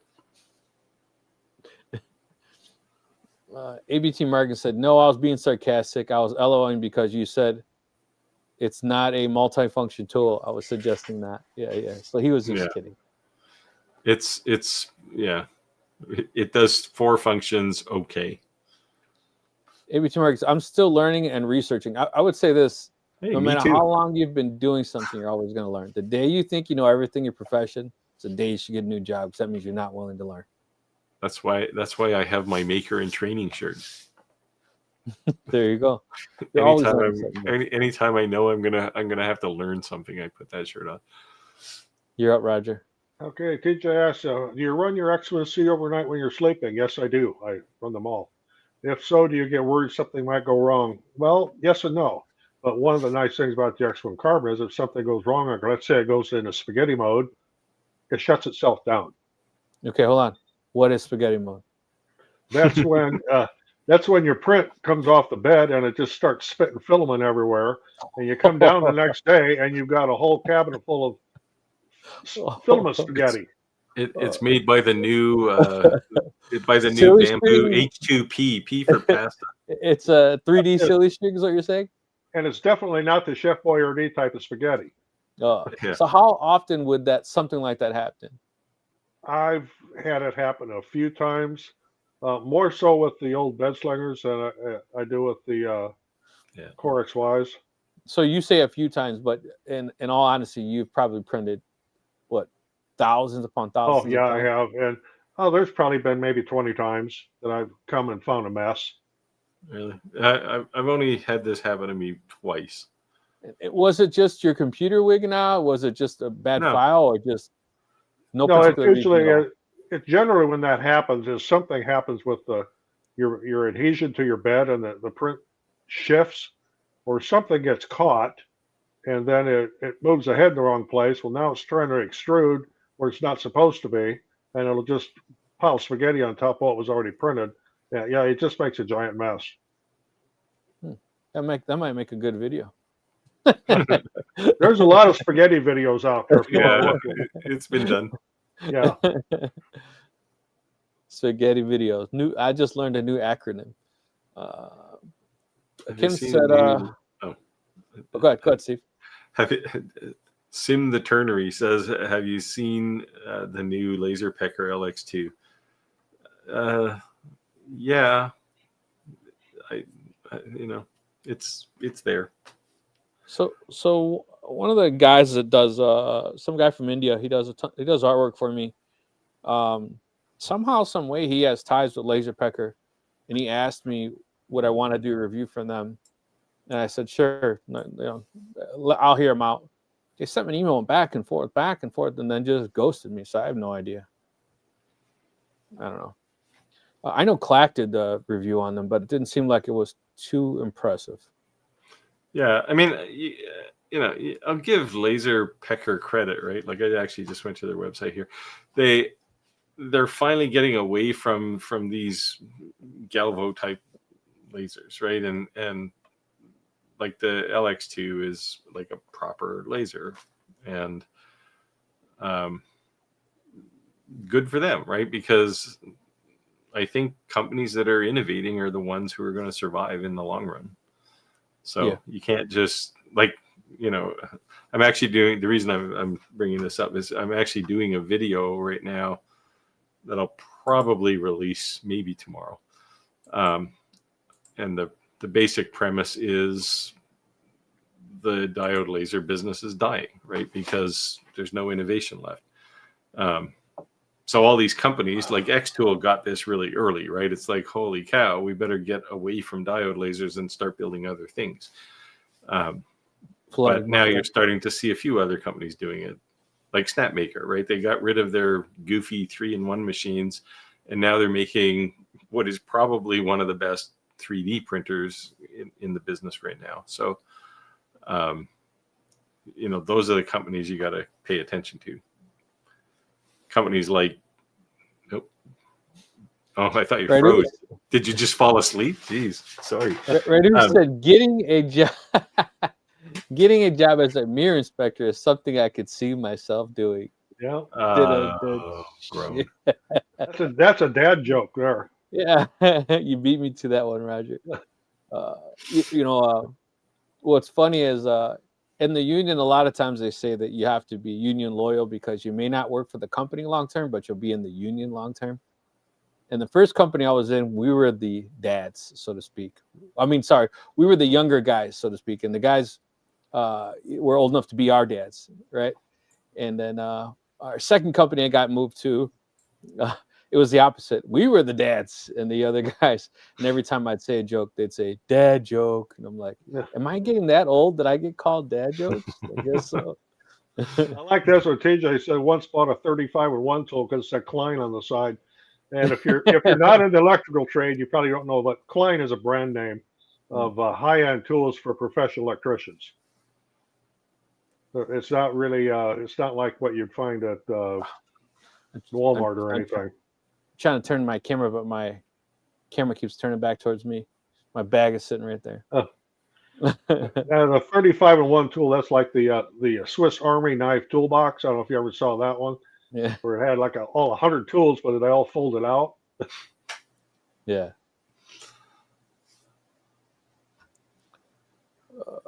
Let's see here. Hold on. Yeah, doing the Picard. Yeah, I guess I did see that name somewhere before. Yeah. Yeah. Will you reflect on the job before accepting it? Well, you'd have to. Oh man, we got him going good today. Oh. I'll wait and see. Oh, boy. Yeah, so we graduated to the dad jokes. Clayton said, I had my Bamboo One for 6 months. I have a 2134 printer. Oh, I'm sorry, 2,134 print hours on it already, and it's failed its first project. 2,134 in 6 months. That thing's running almost full time. I can relate to that. So, Roger, how do you know the hours? Are you looking up in the software? Does it have a gate? How do you know that? You can look up in the software. So that's hardcore on the machine. You can't reset that. I don't know. So I'm asking that You because mean like roll back the odometer? Yeah, kind of. The reason I'm asking is because you see people all the time asking, especially posting on our Facebook group, is this a good purchase? On Facebook Marketplace used. So when you're looking at those hours, are they accurate? Are they not? You not roll them back. There's not. I don't know if you look at like our copy. We have a commercial copy machine. We have a lot of inkjet laser printers here, and they all say number of pages printed. There's no way to reset that. I mean, that's just there. Well, there is, especially if it's an Epson. Well, short of changing chips. Yeah, I know you could do a chip change, but yeah. I on my DTG and DTF printers, they have a waste catch for the inks, and you can't reuse that because it knows basically like the life cycle. Yeah. So the way to get around that was you just use this hack software, and you reset your printer to say it has 0 prints, and you just clean that out and put that right back in. So you don't have to keep buying a stupid little box with foam in it for $55. You're like, what? Well, they sell the chip too. You could just change the chip on the tank. Yeah, resetter. Yeah. But so I would just open the software and reset and say 0 prints and reboot it, and then go back to going. Right, who said Klein is more than electric tools? Yeah, they do have other tools besides just electrical, but that's their main forte is the electrical trade. I would say if you're in the trades and you're not wearing Carhartt clothes, or you're not using Klein tools, they're gonna probably assume you're non-union. Yeah, You'll be judged. No, yes, Trent said the town is Makokata, Iowa. I've been there many times. Actually, way back before I met my wife, I dated a gal that lived in Makokata, so I've been there quite a bit. Yeah. Chris said, yes, I've been noticing the Klein brand a lot more of woodworking tools lately. I asked that. That's why I asked Clack last week about the humidifier thing for the wood, because I was actually looking at the Klein. Yeah. Yeah, so funny you said the same thing. Woodworking tools decline, but again, Klein has such a name, for quality. That's why I would just automatically assume that it would be, a good purchase. Clayton said, "Yep, I print all day and every day, all night." Yeah, so all he's day cranking. and all night. It sounds like a coal miner or something. He's cranking out. He's cranking Yeah, out some hours. just before we went live tonight, I was taking everything off the printers that I printed today. So, Roger, how often do you have all your printers running at the same exact time? all of them, probably never. The ones down here, there's 7 of them down here. It's not uncommon for me to have all 7 of those running at once.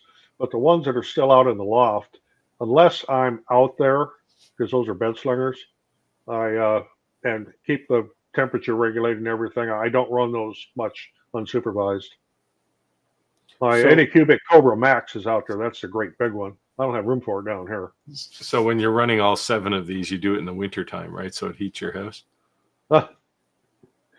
Yeah, I haven't really noticed a heat load from them. I was going to say, all joking aside, is there a big heat displacement off that? Do you feel it? I haven't really noticed it. They're all enclosed, right? So yeah, they only make heat that they need, as opposed to like some of the old ones or a bed slinger. The heat's just on pretty much all the time, right? Yeah, with the exception of my 2 bamboo A1s down here, those are bed slingers. But well, I guess I do have a Creality 3 over there. But your favorite laser or your favorite 3D printer? But I only use it to make critters like this. That's cool. Apparently, there's some kind of big business for these things. Oh, there is. And I went to a craft show on Saturday that was local here, and I actually shot video there, interviewing a lot of the craft vendors. But I only interviewed the ones that were selling things that were maker made. Because a lot of the booths I went by, you saw they had these 10 signs and stuff. Well, I mean, hell, they came from China. There's and a lot of other things, little toys and stuff for kids that came from China. They didn't make them. Right. But I did some very good interviews with vendors that were being quite successful with the things that they made themselves. Actually, I even got recognized by one of the vendors. She says, "You're that guy on YouTube that does sublimation." Well, yeah, that's me. There you go. But one thing I didn't notice when I was shooting all this video was because we were right by the amusement park. Well, they had a big this ride called the Zipper. So it's like this big thing and it's playing this really loud rock music. I never thought about that coming across on my audio. So now I got to figure out what to do with it because I'll get hit with copyright strikes if I try to post that. So I may have to do a voiceover. So what you could do, Roger, is you could post it and wait for the copyright strike to come in. And then you could use the new AI YouTube feature to remove the audio in the background. Well, I'll get hit right when I go to post it. When I do the copyright text. Yeah, exactly. And then just go into YouTube editing tool. What do you edit your videos with? DaVinci Resolve. Do you have the commercial version or the free one? Commercial. There should be an AI background filter thing in there. No, I might look into that. Otherwise, I'm just in version 20. Otherwise, I'm just going to mute that audio and do a voiceover. Yeah, so what I did, I had that same problem, Roger. I just uploaded it anyways. And then it said, this is not a strike against your channel. Just you cannot monetize this. It gives you the 3 options. What do you want to do? Do you want to keep it, not monetize it? Or do you want to remove it or replace it? And I said, remove it. And their AI tool took it all the way out, and it sounds fine. Well, I had one video several years ago. I'm not going to sing it. I'm just going to state it. And it's an old Jim Stafford song. It says, "I don't like spiders and snakes." You may remember that song from way back. I actually sang it a cappella in the video, not the whole song, but just that phrase, joking about something my wife didn't like and got hit with copyright. So I don't believe it unless we hear it. I would argue that's fair use, actually. Yeah, but it wasn't any background instruments or anything. It was just me singing that one line. And okay, TJ is asking, how do I store my spare filament to keep out humidity? I do not open it until I'm going to use it. And if I do it's vacuum sealed and it's got desiccant packets in it. If I do take a roll off, and I've got a few stacked on the table over here, before I use them again, I'll stick them in one of my filament dryers. I've got 2 filament dryers sitting down here behind me. Roger, the filament dryers, they can be an Amazon special. They don't have to be this brand specific. Or are they? Is there a big difference in quality? And filament dryers or filament? Yes, filament dryers. One of mine is a Sunlu. The other one's a Grat Kit. Sunlu is probably one of the better known brands. I have another one too that's out in the loft, but I can't remember the name of it offhand. But they all work well. It's just a dehydrator, basically. Yeah, that's what I was going to ask. Is that all it is? It's just like a little heating element, like little metal something in it. Yeah, it just keeps it warm, inside, dries the moisture out. Hell, if you got a food dehydrator, stick your filament in that. That's what I use. Steve uses the easy. But when I'm not using things, I store them in big Ziploc bags, and I'll usually have the desiccant bag in there. Yeah. Just to make the job a little easier when I do have to dry them out. So if I was to steal my daughter's old Easy Bake Oven, it might work. The light bulb. Yeah. No. They don't get very hot. Well, you'd be surprised how hot those get if you got the bulb in it. How do they make an Easy Bake Oven with LED light bulbs now? Oh, right. You still need an old school bulb. I made my fair share of brownies from an Easy Bake Oven. Yeah, my daughter, I'm making you some. Here we go. Basically a cookie. Yeah. a burnt dry cookie.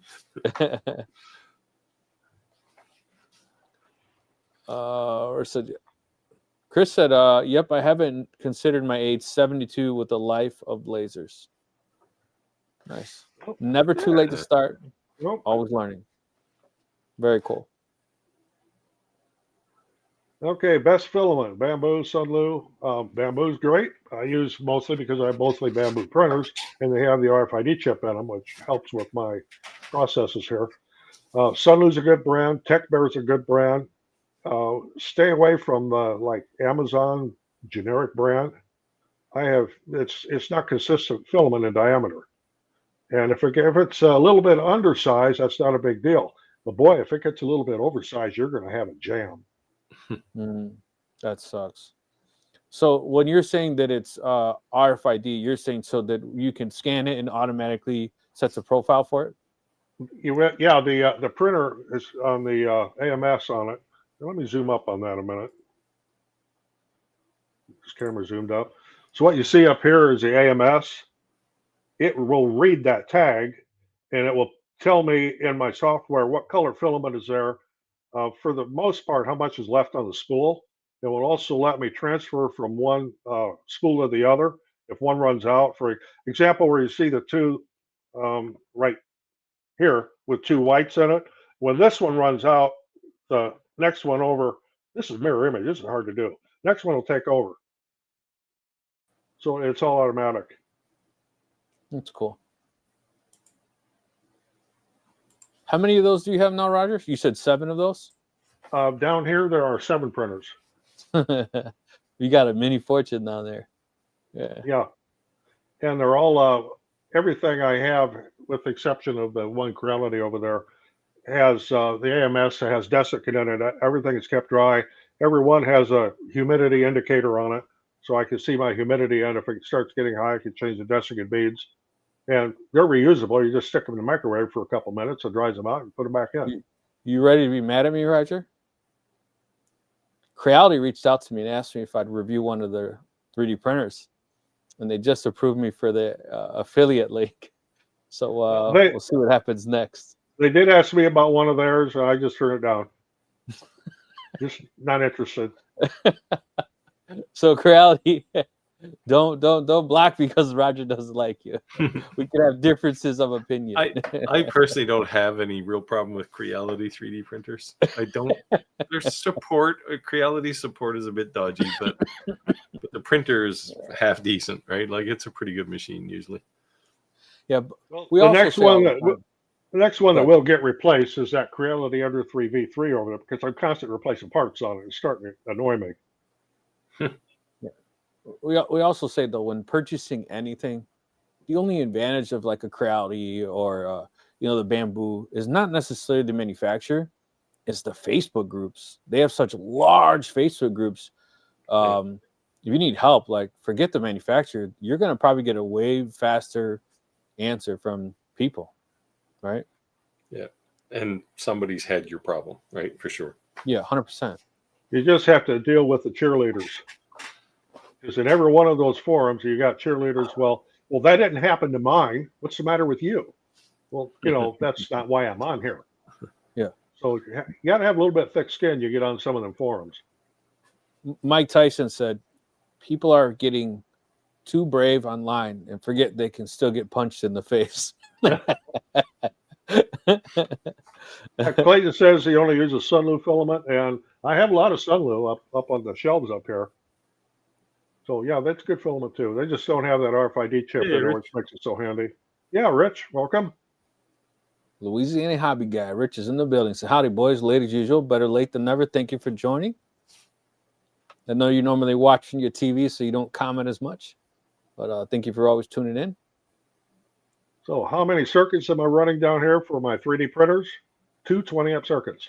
They don't take very much power. That's a mistaken belief. That's what, it's like with diode lasers. People say, well, you can't run 2 or 3 of those on the same circuit. Well, they draw like nothing. You're only talking a couple hundred watts. Is what's actually drawing the bulk of the power of the plate on the bottom that's heated? What's actually really pulling power?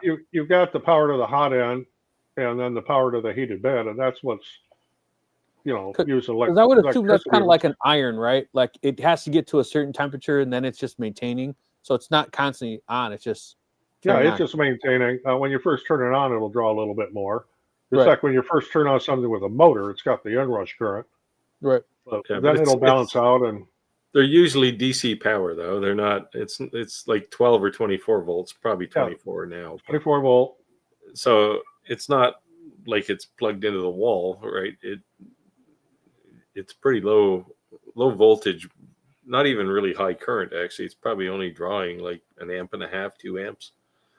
Yeah, actually, when I was setting up the brick farm down here, I did a video on it, and it's all talking about how many 3D printers and so you could put on a circuit, and it's all spelled out and all calculated. So yeah, I mean lasers too, right? Like I run my fiber laser, my UV laser, and my X2OP2 on the same circuit.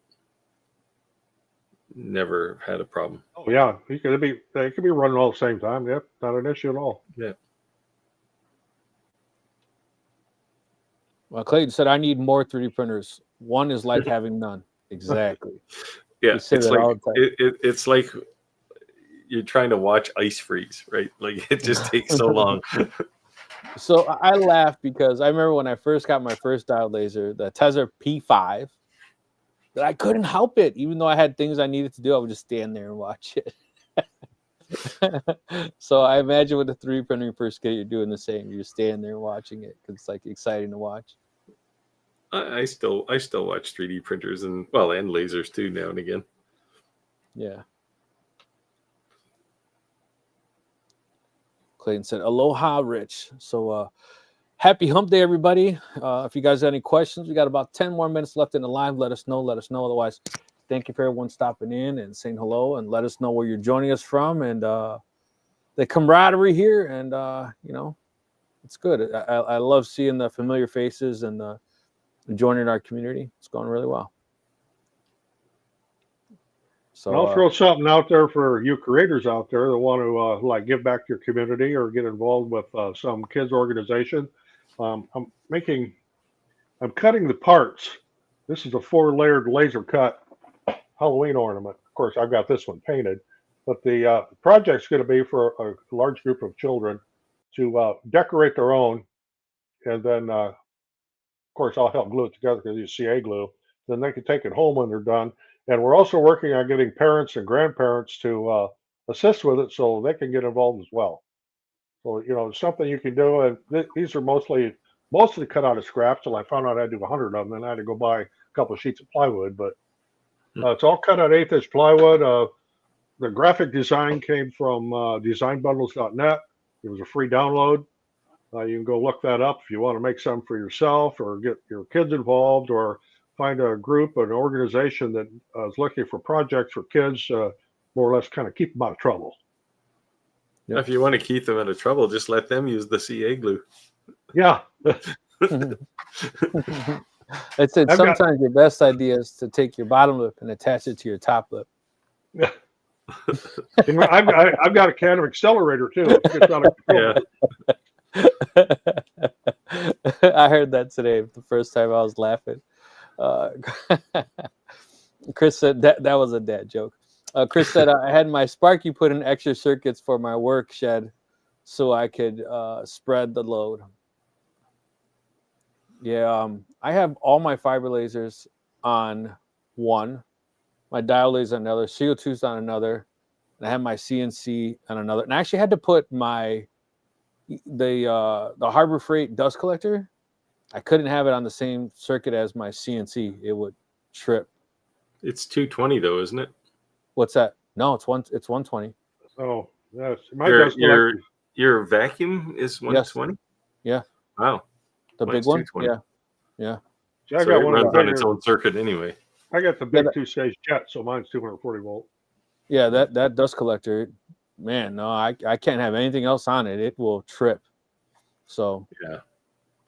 It's one of those things that draws like 14 amps on a 15 amp circuit, right? Yeah, right at that. The wind blows the wrong direction and you're overload. Yeah, long as it's on its own, it's great, but it doesn't play fair, doesn't play nice with others. Louisiana Highway guy said, howdy y'all, I'm going to rewind as I'm recording a video and got there late. No problem, brother. Appreciate you dropping in, saying hello. We let you do your job. Yeah.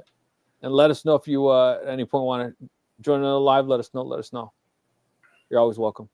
Oh, here we go. TJ said, have you made any of the multi-board or Gridfinity for organization yet? Gridfinity, here's one hot off the printer today. There's the backside of it. What this is, I showed it to Steve before we went live. I get the light on this right. It's a metric nut and bolt indicator. So if you want to know how long a nut or bolt is, you can just flip it in there to tell you what size it is, and it'll flip right into my Gridfinity rack that's up here on the shelf. So you get into the Gridfinity thing, you're going to go down the rabbit hole, and you're going to be making stuff and making stuff and making stuff and organizing stuff, and yeah, you go down a rabbit hole with it. I haven't looked too much at the Gridfinity stuff. It's a time thing with me. It's like I look at it. I looked at it and went, "This is a trap." I never heard of it until our last live. Yeah, I never heard it before. I don't know it's been around for a little while. See if I can get over and zoom in on my racks over here. Okay. Hey guys, I forgot something I was going to mention. I won't be able to make it on next week's live. I'll be out east for work for 3 days. Right there, that's all Gridfinity racks on that shelf right there. And the blue and white things you see there, they're Gridfinity storage racks with compartments in that I store all my spare parts in for the bamboo printers. So I have extra hot ends and et cetera in there. I got to get used to using this thing in mirror image. What kind of camera is that, Roger? It's a Tenevo PTZ. I got a remote here that I can zoom it around, and it's pretty good quality. Yeah. It's a mirror image thing that just throws me all the time. You can flip your image in StreamYard. Yes. Yeah. But it still makes it weird when you do this, right? You're like, right, your hands. Don't do that. Too funny though. Krista, do you have a Gridfinity setup to your store, Gridfinity parts? LOL. Actually, yes. There you go. Too funny. He said he went down the rabbit hole. He was not kidding. Yeah, there's also if you have bamboo X1 carbon printers, there's a tool set on there for maintenance things and stuff you can print, and there's a Gridfinity rack for them. One thing I thought was kind of hilarious is as I started looking more and more into these 3D printers is how many 3D printer manufacturers have parts for their own 3D printers that rather than supplying them for you, like here's just a print file, right? I was looking at this one 3D printer. They were saying that it works beautiful, but the way they had the filament on the side was scratching the side of it. So they make a file you can, like this pinwheel look at thing, you put on the next to the case, so as the reel starts spinning, it doesn't scratch it. And then I was looking at the poop containers, and rather than have poop containers, they give you your own file. And I was just like, rather than selling that, I guess they could sell it to you, but they're just giving you the file. That's kind of cool. It also could be your first project. Roger, you want to take this? Okay, grew up here in the States, and I'm holding my head low to say this, but getting into lasers and 3D, I'm starting to like metric more and more. There's nothing wrong with metric. It is actually easy. If you just look at it a little bit, everything is divisible by 10. So we come with metric built in. Yeah. To me, the whole idea is like, I just can't like picture in my head. You tell me 3/4 inch, I know. Tell me an inch, I know. Like I can like mentally picture it. I just can't. The metrics, I just can't do that. Well, what I can't do yet is like if I'm looking at a rack of sockets, like for you put on a ratchet, if they're SAE, 3/8 through inch and a quarter or something, I'll look at it. I'll know what it is without having to look at the side of it. Metric ones, other than the 10 millimeter, which is always missing. I was gonna say 8 or a 10. The other ones, I kind of have to look at the side of the socket. Was that a 14 or a 15? Because I can't just visually. I guess because I didn't work with that for over 40 years. Well, given that the difference between a 13 and a 14 millimeter socket is pretty minimal anyway. Yeah. I work in both, but anytime I'm doing anything in my shop, it's always metric. Yeah, Clark says he fixes everything with 3D printed parts. Yeah. Yeah, this is the transition you make when you get a 3D printer. Well, before you have one, you wonder what the hell you'd do with one. Then you get one and you go, I don't know. And then after a while, you go, okay, anything I have that I need, I can just 3D print. I think if I had a 3D printer, my son would just take it. All the toys and the kids things, there's so many things geared towards children that you could make. I don't think I would be able to use it. I think I'd need a second one. Just get him a Thingiverse account and let him loose. Yeah, that's what I'm saying. I think that's exactly what would happen. He'd have to have his own channel. He'd have a subscription to Amazon Filament coming once a week, once a day. Yeah. There you go. Yeah, and I'm not even joking. I could definitely see that happening, for sure. Chris and TJ, I had to laugh when I saw someone say metric was more accurate than Impro. I think it's the accuracy is user error. Yeah, I know what they're saying when they say metric is more accurate, but the reality is if you can use a ruler, it doesn't matter what the units of measure are. But I just find, certainly from a CAD perspective, it is easier to use metric for doing CAD design. I laugh all the time when you see these pictures of tape measures next to each other, and they say, "You wonder why I have trust issues." And it's like they're not the same. They're like it's a quarter inch off, but that's why they say that tab moves at the end. Yeah. Well, a lot of people don't know the reason that tab moves is for inside and outside measurements. Yeah, they don't understand the take up on it. It's that tab moves by the thickness of the hook on the tape. Yeah.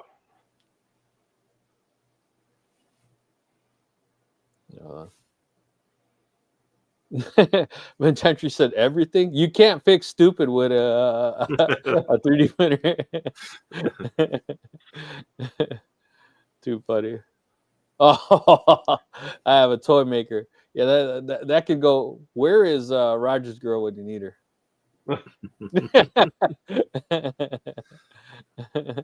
She would have had a field day with that one. Clark said, "Yeah, my 3D." Go ahead, Roger. You can read. Go ahead. Clark says my 3D printed lug nuts on the truck are working great.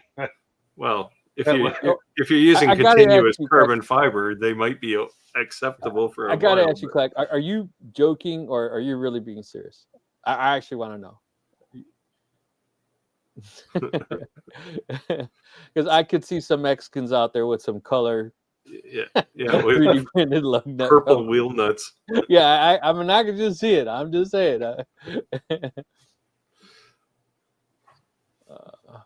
Yeah, don't even inspire people to do that. Okay, TJ's asking, I know this. What would you say the turnaround time is for Bamboo to send a new printer for your broken one? It depends on which way you want to do it. I don't know, after they see what you've got, if it's really that damaged, they may just send you one. But the one I had, they wanted me to send back first. Well, I needed the printer. So I said, I'll tell you what, I'll buy another one and then I'll return this one and you give me a credit. And they did. And the turnaround time was about a week. It's not bad.